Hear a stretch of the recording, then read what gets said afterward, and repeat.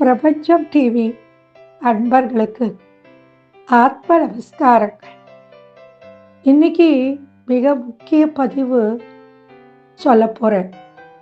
அதாவது ஸ்ரீ கிருஷ்ணன் கதைகளை கேளுங்கள், பிறருக்கு சொல்லுங்கள், புண்ணியம் தலைமுறை கடந்து தொடரும்.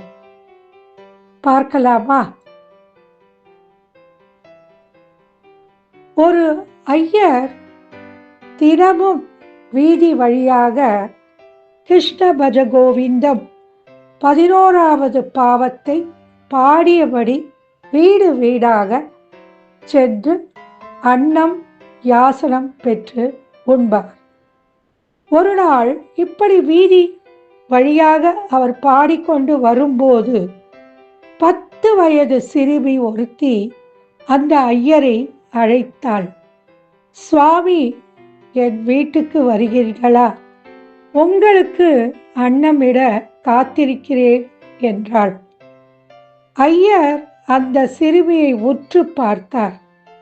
அவள் கிழிந்த ஆடையை நேர்த்தியாய் பெயர்த்து அழகாக உடுத்தியிருந்தாள். ஏழ்மையிலும் பால் மனம் கொண்ட அழகான முகம்.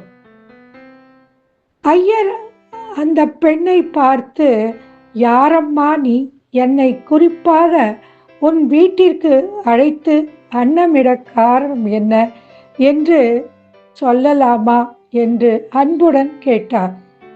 சிறுமி, சுவாமி, நான் தினமும் உங்களது கிருஷ்ண பஜனை பாடல்களை ரசித்து கேட்பேன். இப்படி அனுதினமும் கேட்டு கேட்டு எனக்கு தாங்கள் பாடிய முழு பாடலும் மனப்பாடம் ஆயிற்று. அதனால் உங்களை குருவாக நினைத்து என் இல்லத்திற்கு அழைக்கிறேன், வாருங்கள் சுவாமி என்று பணி அன்புடன் அழைத்தாள். அவளது பேச்சில் இருக்கும் அன்புக்கு கட்டுப்பட்டு அந்த சிறுமியின் இல்லத்திற்கு சென்றார் ஐயர். சின்ன குடிசை, மிகவும் சுத்தமாக வைத்திருந்தாள். அந்த சிறுமியின் தாயும் தந்தையும் நெசவாளர்கள். அந்த நேரம் அவர்கள் சந்தைக்கு சென்றிருந்தார்கள்.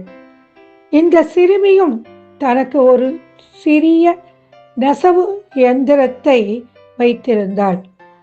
ஐயர் சிறுமியின் இல்லத்திற்கு நுழைந்ததும் அவரது பாதங்களுக்கு தண்ணீர் வார்த்து கழுவி பூக்களால் பூஜை செய்து பின்தான் சாப்பிட வைத்திருந்த பழமும் பாலும் உண்ண கொடுத்தாள் அந்த சிறுமி.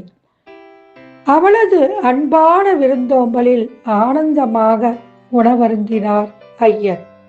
பின் அவளது நெசவு எந்திரத்தின் அருகே சிக்கலான நூல்கள் அருந்து ஆங்காங்கே கிடப்பதை பார்த்து, அம்மா, சுத்தமான இந்த வீட்டில் எதற்கு இந்த சிக்கலான நூல்களை எல்லாம் குப்பை போல் வைத்து உள்ளீர்கள் என்று கேட்க, சிறுமி, ஐயோ சாமி, அது குப்பை இல்லை, எல்லாம் கண்ணன் தன் பிஞ்சு கைகளால் அறுத்து அறுத்து எரிந்த நூல்கள்.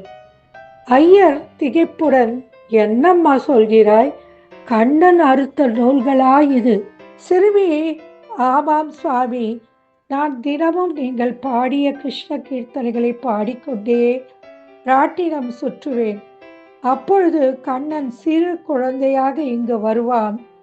நான் சொல்ல சொல்ல கேட்காமல் என் பாட்டை ரசித்தபடியே இந்த நூலை அறுத்து அறுத்து எறிவான், பின் மறைந்து விடுவான் என்று சொன்னாள். இதை கேட்டதும் ஐயர் திகைத்து, இத்தனை நாட்கள் நான் பாடிய பாடலுக்கு வராத கண்ணன் நான் பாடி கேட்டு மனப்பாடம் செய்த இந்த சிறுமி பாடியா வந்திருப்பாள்? சரி, பார்த்து விடுவோம் அதையும் என்று யோசித்தபடியே ஐயர் அந்த சிறுமியை பார்த்து, அம்மா, இப்பொழுது நீ பாடிக்கொண்டே ராட்டினம் சுற்றி. கண்ணன் சிறுமியும் பாடிக்கொண்டே ராட்டினம் சுற்றினாள். சிறிது நொடியில் சந்தோஷமாக கத்தினாள், சுவாமி, கண்ணன் வந்துவிட்டார் என்று. ஐயர், எங்கம்மா, என் கண்ணுக்கு யாருமே தெரியலையே. சிறுமி உடனே கண்ணனிடம், கண்ணா, என் குருநாதருக்கு ஏன் நீ தெரியல என்றாள். கண்ணன், உன் குருநாதன் தன் வயிற்று பிழைப்புக்காக மட்டுமே எனது கீர்த்தனைகளை பாடுகிறார். அதில் பக்தி, பாவம், உள்ளன்பு எதுவும் கிடையாது. அதனால் அவர் கண்ணுக்கு தெரியவே மாட்டேன் என்றார் கண்ணன். கண்ணன் சொன்னதை அப்படியே சிறுமி தன் குருநாதரிடம் சொன்னார். அதற்கு ஐயர், நான் உன் குருதானே, எப்படியாவது எனக்கு கண்ணனை காண செய்வேன் என்றார் கொஞ்சலாக சிறுமியிடம். குரு சொன்னதை கேட்ட மாயக்கண்ணன் சிறுமியிடம், தோழியே, நீ பாடு, உன் பாடலில் நான் ஆடிக்கொண்டே நூல்களை அறுத்து எறிவேன். நூல்கள் அறுப்பது மட்டும்தான் அவர் கண்ணுக்கு தெரியும், மற்றபடி என்னை அவரை பார்க்க முடியாது. இதுவும் நீ அன்பாக கேட்டதால் நான் செய்கிறேன். நீ பாடு என்றார் கண்ணன். சிறுமியும் கண்ணன் சொன்னதை குருவிடம் சொன்னாள். அவரும், சரி, நீ பாடம்மா, இந்த பாவி அதையாவது பார்த்து புண்ணியம் தேடிக்கொள்கிறேன் என்றார். சிறுமி பாட ஆரம்பித்தவுடன் நூல்கள் தானாக அருந்து விழுவதை பார்த்தார். ஐயர் அப்படியே பரவசமாகி தான் செய்த தவறுக்கு கண்ணனிடம் மன்னிப்பு கேட்டுவிட்டு சிறுமியை வாழ்த்தி வீதியில் இறங்கி பாடிக்கொண்டே சென்றார். இப்பொழுது அவரது கைகள் யாசகம் கேட்கவில்லை. பக்திக்கு மட்டுமே கட்டுப்படுவான் கண்ணன். ஸ்ரீ கிருஷ்ணா, உன் திருவடிகளே சரணம். சர்வம் ஸ்ரீ கிருஷ்ணார்ப்பணம். கண்ணன் நாமம் சொல்லும் கதைகள் வேலுகுடி கிருஷ்ணன் அவர்கள் சொன்னதை உங்களுக்கு பிரபஞ்சம் டிவி அன்புடன் சொல்கிறது. கேளுங்கள், அதுபடி நடந்து கொள்ளுங்கள்.